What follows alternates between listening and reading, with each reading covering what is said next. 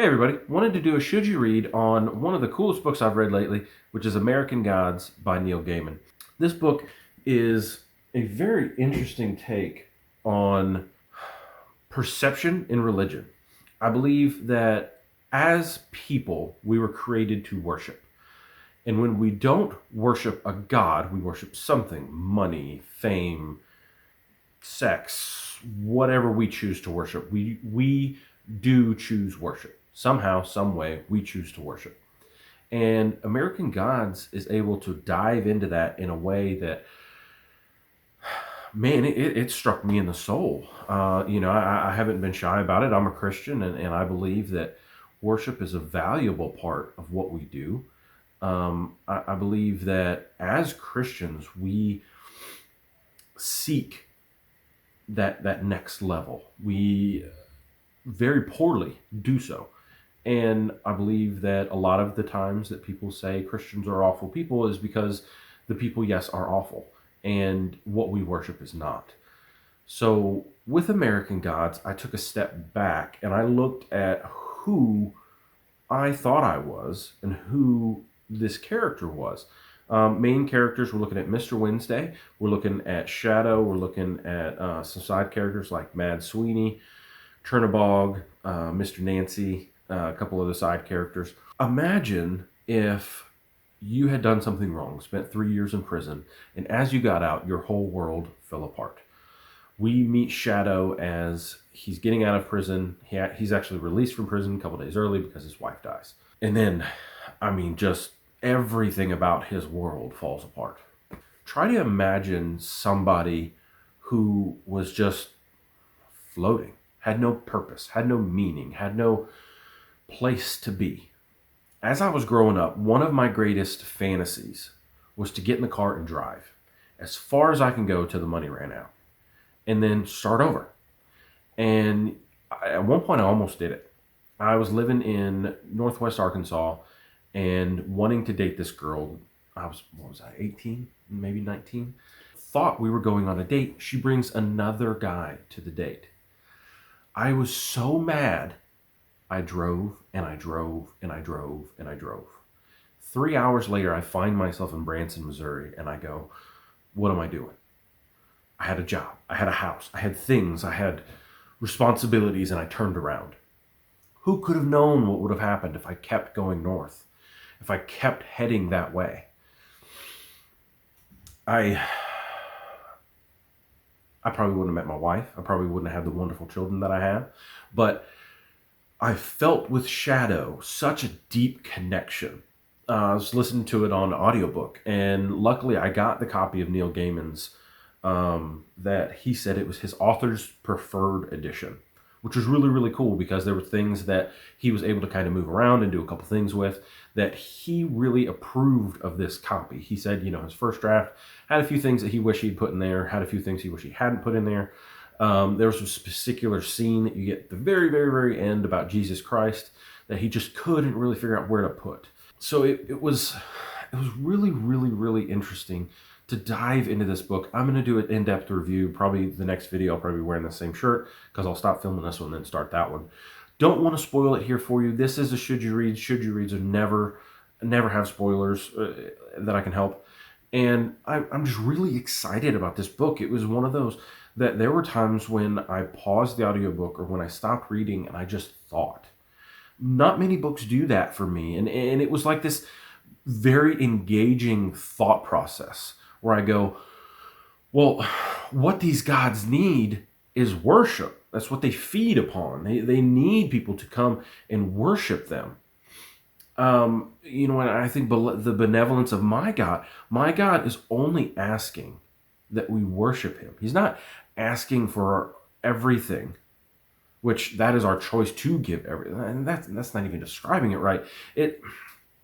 When we choose to follow, we are removing self and going in that direction. And for me, it was such an interesting thought project on religion. I know a lot of the people that watch my channel are not religious, and people have been very kind to me in my faith.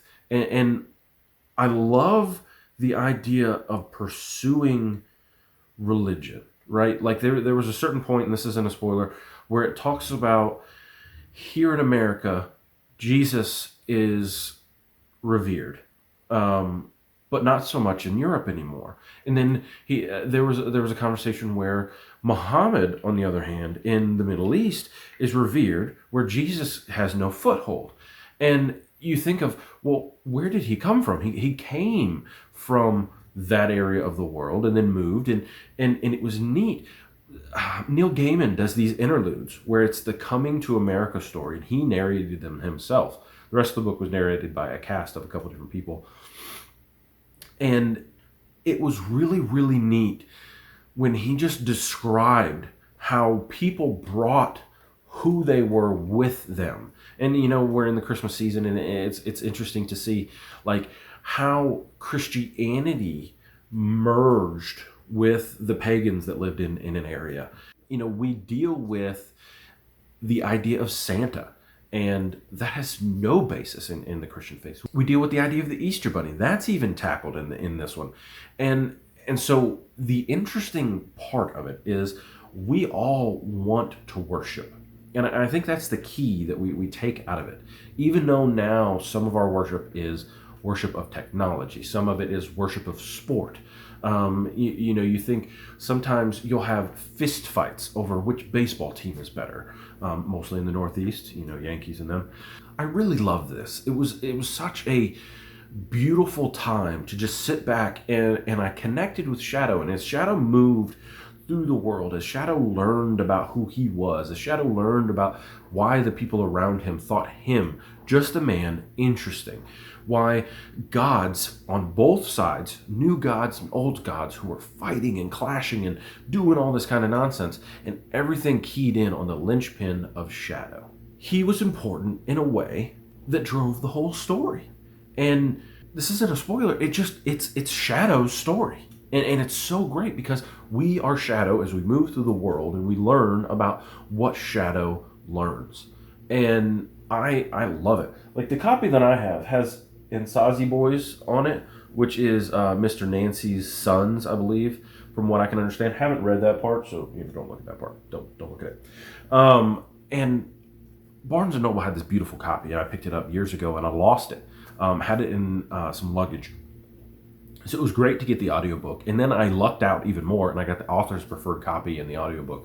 Being my first Neil Gaiman story, it was so exciting to really get into it and dig into it. And I think he's a fantastic author.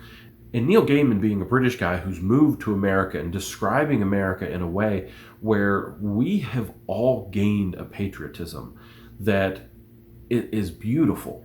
Like, we watched The Rocketeer the other night, and they were fighting the Nazis, and so the gangster unwittingly was with the Nazis, and he said, "You know what? I may be a bad guy, but I'm a proud American." And it really draws in the idea of all these people have come over, and I think it's starting to die, and I hope it doesn't. I hope we regain that love of our American heart, where as people come, they start to shrug off who they used to be, and they become more American.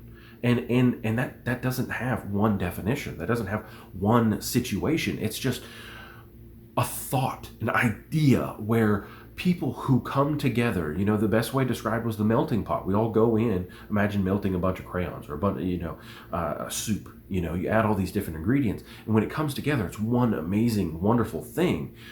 You may not like celery or radishes or lamb or what you don't like, but as you bring these things in, we have accepted and become such an amazing country and culture where the American culture is so big and amazing and awesome. And to be an American, everybody makes fun of us because it's like they just believe they're the best at everything. And yeah, we kind of do. Like I do. I look to the Olympics and we win so much, and I look at all the things we do in our culture, and it was such a great idea about America, and I loved it for what it stood for. Is the book perfect? No. But did I feel great reading it? Did I feel great as the ending came? Didn't love the ending, but as the ending came, I look back on the whole experience, and it taught me things. It brought up things I didn't want to know. It reestablished a love for this country that I am blessed enough to live in. And man, it drove me nuts. I hope that other people, yeah, I hope other people read this book. It is crafted marvelously. And if you can, author's preferred edition is great. I don't have much more to say about it. I'm going to do the spoiler-filled review right after this one, so it'll be linked when I should post them both pretty quick to one another. Go ahead and follow me in the social media. All the links are down in the description, down under me. And then, what